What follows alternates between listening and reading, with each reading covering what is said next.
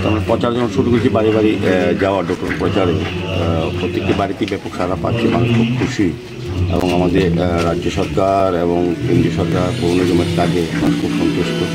প্রতিটি বাড়িতেই মানুষ উৎসব উদ্দীপনার মধ্যে আমাদের আশীর্বাদ করছেন। এবং আমাদের মেইন হচ্ছে আমরা উন্নয়নকে সামনে রেখে ভোট চাইছি।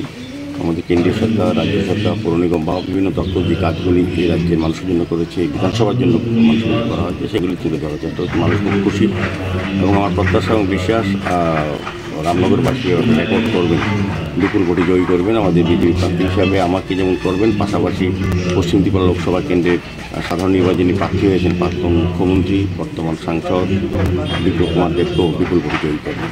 মানুষের তরফ থেকে কোনো ধরনের নতুন কিছু আবদার কিছু কি আপনার কাছে রাখা হচ্ছে এই প্রচারে কি পাই? না, মানুষ তো এমনিতে খুশি। আমি বলবো যে আমি প্রার্থী হতে অনেক খুশি হয়েছেন, বেশিরভাগ মানুষ আমাকে গ্রহণ করেছে এবং তারা বিশ্বাস করেন, যেহেতু আমি পৌর মেয়র হিসেবে অনেক কাজ করার চেষ্টা করেছি আগরতলা শহরের সঙ্গে এই রামনগর বিধানসভা কেন্দ্রের, কাজে তাদের আমার প্রতি বিশ্বাস এবং আস্থা আছে যে আমি তাদের জন্য কাজ করবো। কাজে নতুন করে কিছু বলার কিছু নেই। তারা যদি সমর্থন করে আমাদের যে কাজগুলি হচ্ছে উন্নয়নের কাজ, সেগুলি ত্বরান্বিত করা বা চালিয়ে যাওয়ার জন্য আমাকে সমর্থন করে।